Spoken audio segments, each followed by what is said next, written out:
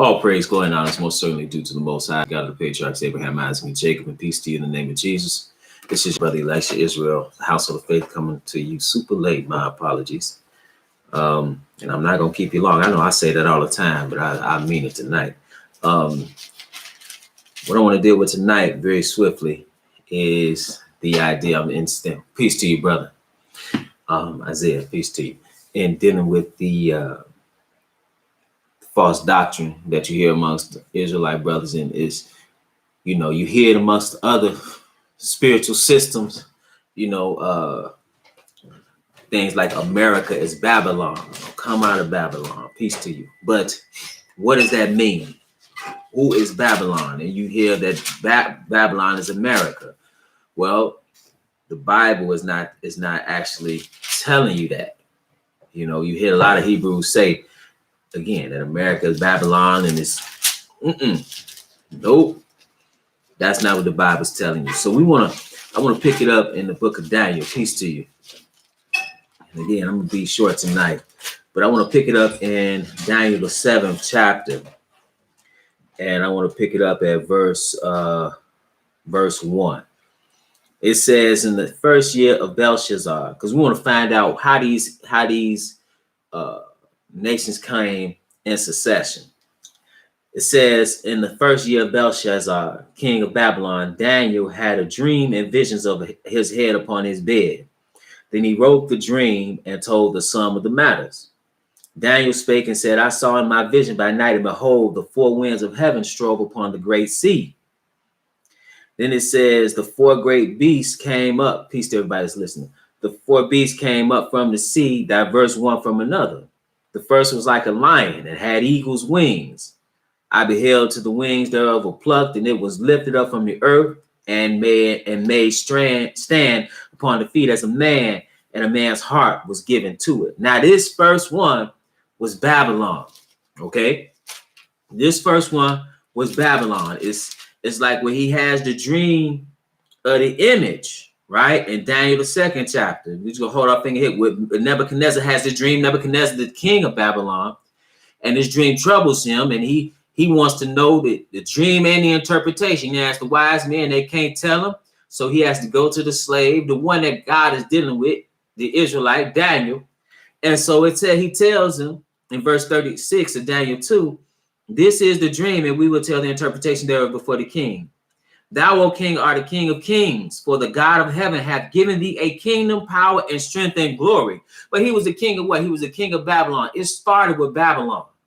Okay? These Gentile dynasties, these kingdoms, it started with Babylon. Okay, then it says, wheresoever the children of men dwell, the beast of the field and the fowls of heaven hath he given unto thine hand, and hath made thee ruler over them all. Thou art this head of gold. Okay, so you had gold, you had silver, you had brass, and then you had the bottom of the image made was with stone, and then you had clay or stone for the toes, the 10 toes. Understand, when you read about the beasts in Daniel 7, it's talking about the same kingdoms. Okay, so this lion and the head of gold are both Babylon. Now, Daniel 7 and verse 5, it says, and behold, another beast, a second like a bear, and it raised up itself on one side, and it had 3 ribs in the mouth of it, between the teeth of it, and they said thus unto it, arise, devour much flesh. So now you got this bear, right? But then when you read in Daniel, the 2nd chapter, it says, and after thee shall arise another kingdom inferior to thee. So what came in succession after the Babylonian kingdom? If you were awakened in world history class, world civilization, right, which equated oftentimes to Western barbarity, you see that the Medes and the Persians came in succession. Okay, so that was the bear, and that's the silver. Then it says in verse Daniel 7 and 6, I'm going back and forth, just so you know. Daniel 7 and 6, it says, after this I beheld, and lo, another like a leopard, which had upon the back of it 4 wings of a fowl. The beast had also 4 heads, and dominion was given to it. Okay, so now which one is that? That's Greece. Now that's the one where it says in verse 39, still in Daniel, going back to Daniel 2, it says, in another third kingdom of brass, which shall bear rule over all the earth. Now that third kingdom, what came? So you had Babylon, right? Then you had the Medes and the Persians. Then you had the Greeks. Okay, and it says it has four heads because that represents the four-tiered rulership, if you will, with Lysimachus, Cassander, Ptolemy, and who was the other one? Well, he's got Ptolemy, Cassander, Lysimachus, and Seleucus. You had those four because you had, once Alexander the Great, he died. Hold on. Once Alexander the Great died, he didn't leave a successor. So all his generals fought, and those are the four, and they basically split up his kingdom. Okay, so now, and it says something in Daniel the 7th chapter and verse 7. And after this, I saw in the night visions, and behold, yeah, I appreciate you, brother Isaiah. Thank you. After this, I saw in the night visions, because I was about to delete the comments. I appreciate you, brother. It's all good. I appreciate you doing that. It's all good, brother. After this, I saw in the night visions, and behold, a fourth beast, dreadful and terrible, and strong exceedingly, and it had great iron teeth. It devoured and brake in pieces and stamped the residue with the feet of it. And it was diverse from all the beasts that were before it, and it had 10 horns. Now, that's the same one in Daniel the second chapter in verse 40, where it says, and the fourth kingdom shall be strong as iron. For as much as iron breaketh in pieces and subdueth all things, and as iron that breaketh all things, it shall break in pieces and bruise. Okay, we'll come back here in a second. But back in Daniel 7, I know I'm going back and forth, but Daniel 7, it says something about it. It says it was dreadful and terrible, and it was diverse. Now, what was the difference? See, all these kingdoms, brothers and sisters, ruled through politics and ruled through warfare, but none were like the Roman Empire that came after, in the sense that it ruled through religion, and it kept a stronghold because of the religion. Okay, so even though politically and militarily it met its demise in 476 AD, it continued its influence even after that time, even until this time. When you look at through the world, when you look at the influence of what we call Christianity, that came from the Roman Catholic Church. It didn't come from the American Catholic Church. It came from the Roman Catholic Church. And that was a dual leadership throughout history, where you had the Pope and you had the Emperor of the Roman Empire. Okay? And this was a mighty kingdom. So it says, after this, I saw in the night visions, and behold, a fourth beast. Now, this is the fourth one and final one. It says, dreadful and terrible and strong exceedingly, and it had great iron teeth, and it devoured and brake in pieces, and stamped the residue with the feet of it. And it was diverse from all the beasts that were before it, and it had 10 horns. Okay, so now let's go back to Daniel the 2nd chapter and verse, let's pick it up at verse 40 again. It says, in the fourth kingdom, again, these kingdoms that Daniel is talking about shall be strong as iron. For as much as iron breaketh in pieces and subdueth all things, and as iron that breaketh all these, shall it break in pieces and bruise. And whereas thou sawest the feet and toes part of potter's clay and part of iron, the kingdom shall be divided, but there shall be in it of the strength of iron, for as much as thou sawest the iron mixed with miry clay. And as the toes of the feet were part of iron and part of clay, so the kingdom shall be partly strong and partly broken. And whereas thou sawest iron mixed with miry clay, they shall mingle themselves with the seed of men, but they shall not cleave one to another, even as iron is not mixed with clay. And in the days of these kings shall the God of heaven set up a kingdom which shall never be destroyed. So now what's going to happen? You got the rise of the Roman Empire, but then he goes from the Roman Empire unto the kingdom of the Lord, of God. Now, wait a minute. We got other nations that have risen to prominence. You had mighty kingdoms the Chinese dynasties. You had the British and their rule. You had African kingdoms prior, mainly. You had America, which is very powerful. So how does he go from the Roman Empire and then just go to even beyond our days when the kingdom of God is set up, when the Messiah comes back to establish his kingdom on the earth? Well, that's because of the nature of this, what we're calling the Roman Empire and even Babylon. Let's go to Revelation. And again, I'm not going to keep you long tonight. Revelation, and I want to pick it up at Revelation, the 13th chapter, because here John the Revelator sees something. Remember, we read about those beasts, right? This is Revelation, the 13th chapter. It says, and I stood upon the sand of the sea and saw a beast rise up out of the sea. Okay. So now he sees this beast rise up out of the sea. It says, having 7 heads and 10 horns. Now the 7 head, how it got 7 heads? Because Babylon is 1 head. The Medes and the Persians is 1 head. Greece is 4 heads. And then you got the head of that beast that was outside of the taxonomy of any animal, of the animal kingdom, which is Rome. So that's the beast. And it said, and the beast which I saw was like unto a leopard, and his feet were as the feet of a bear, and his mouth as the mouth of a lion. And the dragon gave him his power and his seat and great authority. Hold your finger there so we understand who the dragon is. Revelation, the 12th chapter, verse 9 says, and the great dragon was cast out, that old serpent called the devil, not the white man, called the devil, and Satan was deceiving the whole world. He was cast out into the earth, and his angels were cast out with him. So at this particular time, because this is the re-emergence of what was established in Rome, and we should understand that what was established with Rome is just a continuation of what you saw with Greece, and before them, the Medes and the Persians, and what originated with Babylon. Okay?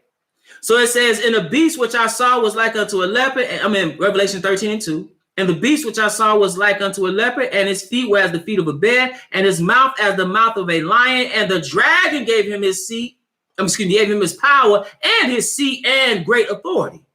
Then it says something, and I saw one of his heads as it were wounded to death, and his deadly wound was healed. Brothers and sisters, what does it mean his deadly wound was healed? The deadly wound was healed because you thought it died in 476, but now it's revived. And what's revived? The Roman Empire is revived. That's what's revived. And even though you had those, no, it's not. If you mean Renaissance in the sense of rebirth, because that's what a Renaissance means, you can't mean, because you had the Renaissance period, but ultimately Renaissance is a type of rebirth. What you have, you don't want to refer to it as a Renaissance, because it has a positive connotation, and that is a rebirth of things that are of the best of humanity. This is not what this is. This is the worst. This is the worst, and this is during the time of the Great Tribulation. So it says, and I saw one of his heads as it were wounded to death, and his deadly wound was healed. Again, it's coming up in the last days. It's come back to power. So it's reunified. The reunification, not the Renaissance, but the reunification of the Roman Empire. And we see the efforts to do that when you look at the ECC, when you look at the European Union, when you look at these powers, and when you look at what's happened in Europe at this time, to where they travel back and forth without going through border checkpoints. They are acting as one in a lot of ways, even though they have contention, and even though they have strong and weak countries, like they said. And some would say, why is it 28 countries? When you look at the WEU, which has been disbanded, that was their military faction, they were even called the 10. Because when it's all said and done, you got to look at the countries of where the power is coming from. And the power is coming from the countries that have the most military might in the European Union. And at that time, that's what they call the WEU. They have been disbanded. But at this time, you will see certainly them coming to prominence more so than even now. And that's another thing about it too. You talk about the United States. Notice we're not reading about the United States here. You know, the United States is one nation. See, again, when I say the number, I'm talking about the number of nations that fluctuate. It's been as high as 27 and 28 countries. But the WEU was 10 countries that were the military faction of the European Union. Nevertheless, it says, and I saw one of his heads as it were wounded to death, and his deadly wound was healed, and all the world wondered after the beast. This is to come. And they worshiped the dragon which gave power unto the beast, and they worshiped the beast, saying, who is like unto the beast, who is able to make war with him?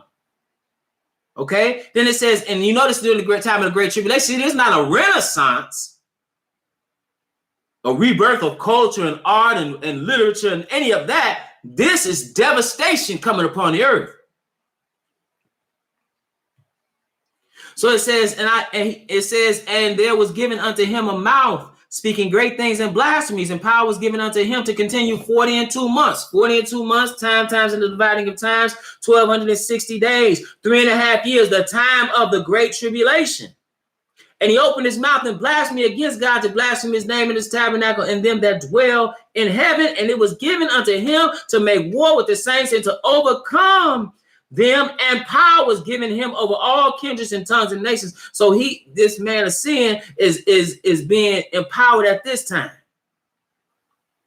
He's being empowered at this time, and he's even doing miracles at this time. But now let's go to Revelation, the 17th chapter, because it's referred to something here as something here. This is Revelation, the 17th chapter and verse 1. Revelation 17 and 1. It says, and there came one of the 7 angels which had the 7 vials, and talked with me, saying unto me, come hither, I will show unto thee the judgment of the great whore that sitteth upon many waters. Now, who are the waters? Verse 15. And he saith unto me, the waters which thou sawest, where the whore sitteth, are peoples and multitudes and nations and tongues. So now,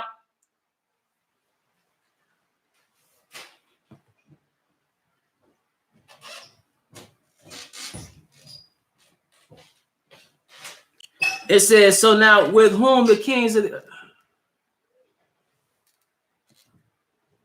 brother, not even brother. You just let me help you out. Let me help you out. So it says, with one, the kings of the earth have committed fornication, and the inhabitants of the earth have been made drunk with the wine of her fornication. So this is false doctrine. Okay. And then it says, so he carried me away in the spirit into the wilderness, and I saw a woman sit upon a scarlet colored beast, full of names of blasphemy, having 7 heads and 10 horns. Now, wait a minute. We just read about that beast in Revelation, the 13th chapter. Okay. And we want to find out something about that. See, we're not talking about America. It says, and the woman was arrayed in purple and scarlet color and decked with gold and precious stones. Now, this woman is riding the beast. Now, we saw the beast is like a composite beast. It's like a compilation of all those kingdoms that arose, the Babylon initially, the Medes and the Persians, the Greeks and the Romans. It all came together because it's all ultimately just a continuation of what began in Babylon. And so that name is key, because that's, even when you're talking about it, all this is about straight up rebellion against God. Rebellion against God, you see, when it comes to nations, began in Babylon. The profane, as far as what we call religion and spiritual systems, brothers and sisters, started in Babylon. Even that place where Abraham, the patriarch, was called out of. A sign of what all should do, come out of Babylon, spiritually speaking. But sometimes we make it, you hear the reggae and different things, you hear it's like a nice song. You're talking about Babylon, but they talking about a system. It's a system of worship. But you got Hebrews running around here talking about America is Babylon. No, America is not Babylon. Let's find out who Babylon is. So it said, and a woman was arrayed. The woman was arrayed in purple and scarlet color and decked with golden precious stones and pearls, having a golden cup in her hand full of abominations and filthiness of a fornication. This fornication, this abomination, is the doctrine that came out of this woman, which is a church, a religious institution, which is the Catholic Church. So it says, and upon her forehead, upon the whore's forehead, was a name written, Mystery Babylon the Great, the mother of harlots and abominations of the earth. How is she the mother whore? She's the mother whore because she has all these children. The Catholic Church, out of the Catholic Church came all the Protestant denominations, practically. Every single one of them, practically. Hundreds of them. Those Protestant denominations, Baptist, Episcopalian, Lutheran, Apostolic, Methodist, on and on and on. Those are little whores. Even the Catholic Church refers to herself as the mother church. She's a hoe, and she birthed all these other hoes running around here. All that false doctrine, Sunday worship, Christmas, Easter, all that false doctrine, Trinity, all that comes out of the Catholic Church. Queen of Heaven, all that food, sun worship. You know, they continue what started where? In Babylon. They continue and perpetuate the mystery Babylonian system of worship. That's why it's called Mystery Babylon the Great. They continue under the guise of Christianity, under the guise of Christ. That's if you look at the symbolism there. If you look at the mother and son worship, where you go back to? Go back to Babylon. If you look at the not mother, I'm saying mother, son, S-O-N worship, you go back to Babylon. And then that spread everywhere. And the same deities that you see in Babylon, that profane worship, went all over the world. Went all over the world. But it started where? It started in Babylon. A rebellion, even when you look at the Tower of Babel. When you look at Nimrod and what he did, what was that? That was Babylon, right? But it's just a continuation of that all the way down into these times and even the time beyond us. So he calls them Mystery Babylon. Then he says, and I saw the woman drunken with the blood of the saints and with the blood of the martyrs of Jesus. And when I saw her, I wondered with great admiration, because it was a time when they persecuted people at their height, and they're gonna do it again. When you read, if you were to keep reading in Revelation the 13th chapter, you read about persecution. You read about the persecution. If we would have read it in Daniel, we can read about the persecution and how he's gonna make war with the saints, how he's going to prevail. He's gonna wear out the saints at this time. Now, Revelation the 17th chapter, because we want to understand where this Babylon is. And so it said, and this is the mind, Revelation 17 and 9, and here is the mind which hath wisdom. The 7 heads are 7 mountains on which the woman sitteth. Now, where is this woman sitting at? She's riding the beast. But it said that 7 heads are 7 mountains on which the woman sitteth. So in the center, if you will, within this, we talking about geographical location because it say mountains. What place was built on 7 hills or 7 mountains? It was Rome. It was Rome. Okay. That's, you said Inquisition period. Yeah, they had several Inquisitions, and then it's going to be a time where they were similar to that during the Great Tribulation. Only it's going to be worse. So now again, it says in verse 9, and here is the man which hath wisdom. The 7 heads are 7 mountains on which the woman sitteth. Where is built on 7? America wasn't built on 7 mountains or 7 hills. Rome was. Rome was built on 7 mountains and 7 hills. So when you talk about who was Babylon, it's not talking about America. When you're talking about the continuation of what Babylon established today, it's going to reemerge and be reborn during the time. It's actually happening now, but totally, and they're going to come to sheer power during in these last days. And when you're talking about mystery Babylon, right, and that spiritual system being carried on from Babylon, you're talking about the Roman Catholic Church. See, you're not talking about America. Now let's go to Daniel. This is the last place. Let's go back to Daniel. I'm going to pick it up in Daniel, I believe, the 11th chapter. We're not talking. You notice we ain't reading about America here. This is Daniel. Daniel, the 11th chapter. I want to pick it up at verse 36.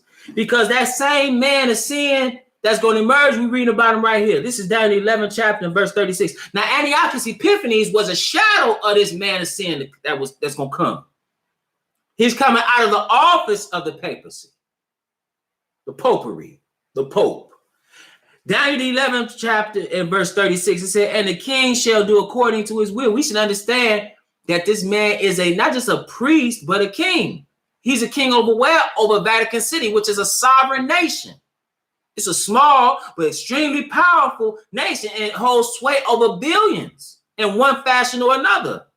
You know it's powerful because when you look about when John Paul II died, the Pope, when he died, all these kings, ambassadors, potentates, they all came to Vatican City. When they come, you meet him.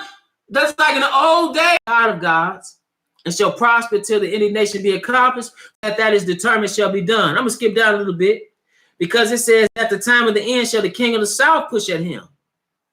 Now I said the king of the south, it said, and the king of the north shall come against him like a whirlwind, with chariots and his horsemen, and with many ships, and he shall enter into the countries and shall overflow and pass over.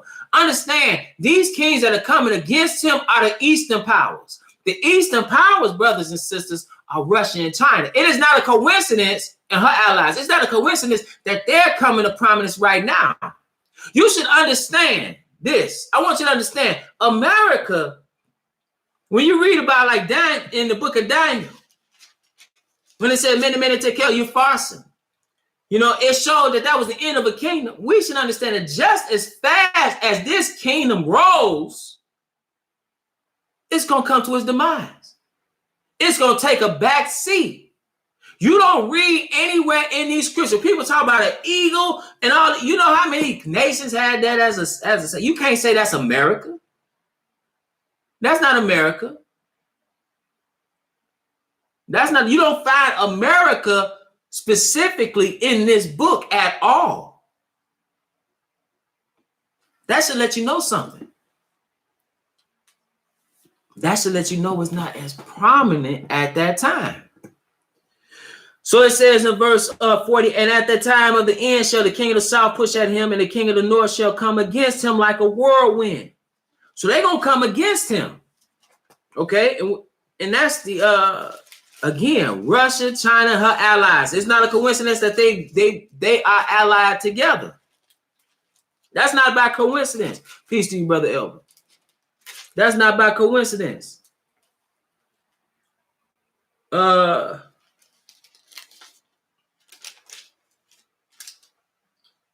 Let's keep reading. It says, he shall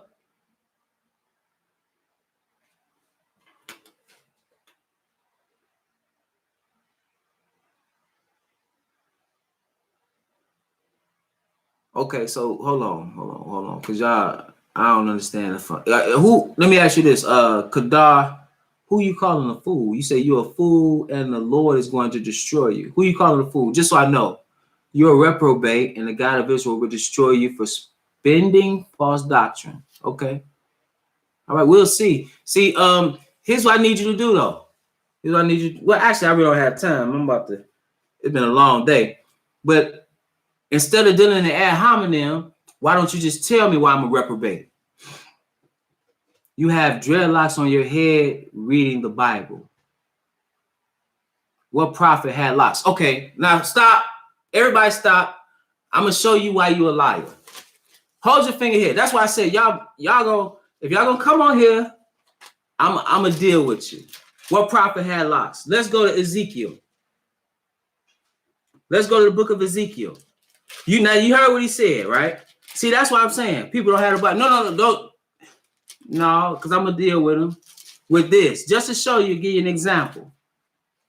No, too late. No, it's too late. It's too late. It's too late. It's too late. You know what? On second thought, it's just easy to put you in hide the user from the channel. Cause this is how you know people simple. Just to give you, if you read Ezekiel, he had locks. We know Samson had 7 locks. And not just that, brothers and sisters, but when you look at the Lachish reliefs that depict Israel as a nation and Israel going into captivity, you see men clearly with locks.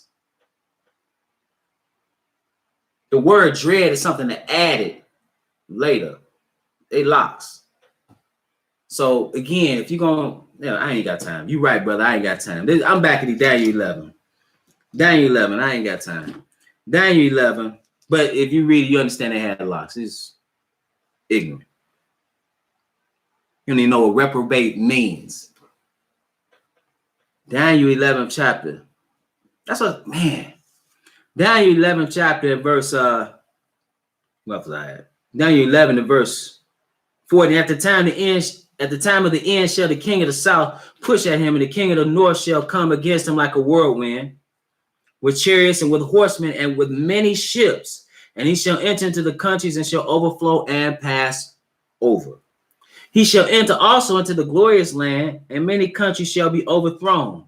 But these shall escape out of his hand, even Edom and Moab and the chief of the children of Ammon. There's no coincidence that Edom, Moab, and Ammon escape. That's more than likely what a place of safety is during the Great Tribulation that you read about in Revelation, the 12th chapter, which reads as follows.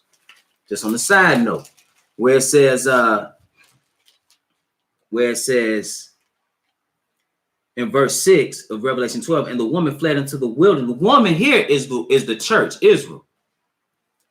It says, and the woman fled into the wilderness where she had the place prepared of God, that they should feed her there 1,260 days. Okay.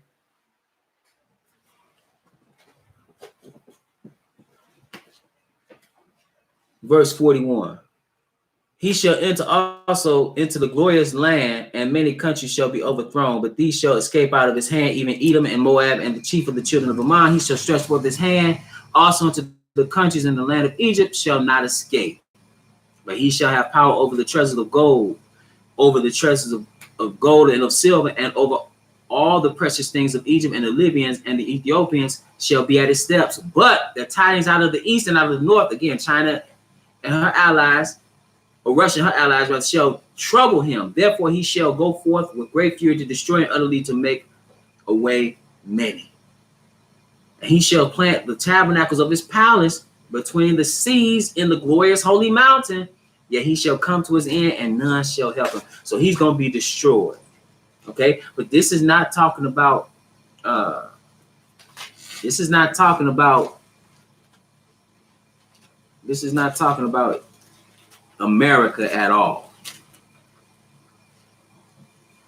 Not talking about America at all. I never understand how people come to some other, but that was my last, and I appreciate you, Brother Elbert. That's my last verse on the topic. So it's not, never do you not read about America, period. But I just want to read what I was saying about a lot quick. This is Ezekiel, the 8th chapter. And this is Ezekiel. He says in verse 3, and he put forth the form of an hand and took me by a lock of mine head. And the spirit lifted me up between the earth and the heaven and brought me in the visions of God to Jerusalem, to the door. Now he lifted him up by his locks. So he said, what prophet had locks? Notice now the man said, he had braids. Him and Samson had braids. You don't read that though. Something simple like that. That's what I'm saying. That's what I'm dealing with. I'm dealing with the truth of God's word, man. I do understand. But so if you gonna come on here, be prepared to deal with scripture as it's written, because we clearly didn't see braids, did we? No, we saw where it said locks. We saw where it said locks. Let's go to Judges just real quick, because he said Samson. Now we just read a prophet. He said no prophet had locks. We just read it. See that's what I'm saying, man. People just disqualify themselves. Be shown to be liars.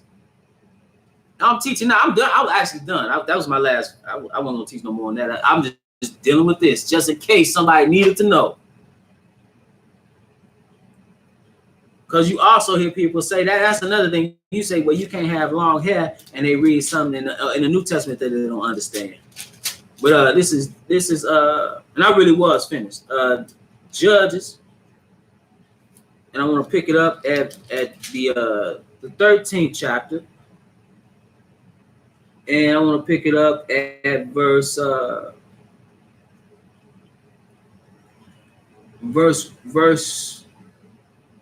5. When it's told about Samson's birth, it says, for lo, thou shalt conceive and bear a son, and no razor shall come on his head, for the child shall be a Nazarite unto God from the womb, and he shall begin to deliver Israel out of the hand of the Philistines. Now, what's a Nazarite? Numbers the 6th chapter. Numbers the 6th chapter.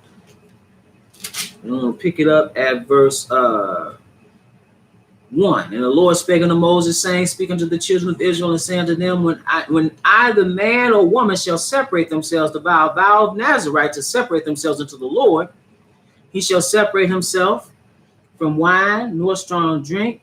He shall drink no vinegar or wine, or vinegar or strong drink, neither shall he drink any liquor or grapes, nor eat moist grapes or dry.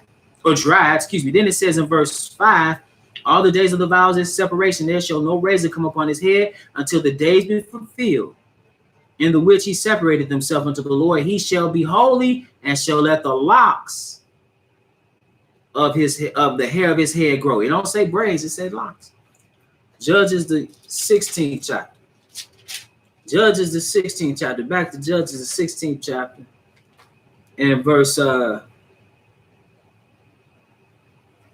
well, that's when he shaved him off. Go to back to, let's see,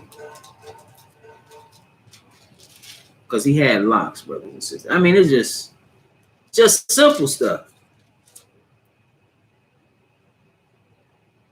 Let's go to. Give me a second to find it exactly. Just gotta look for it.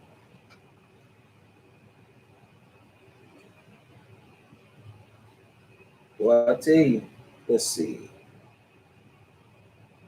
Then I want to show y'all something else real quick, and then I'll be done.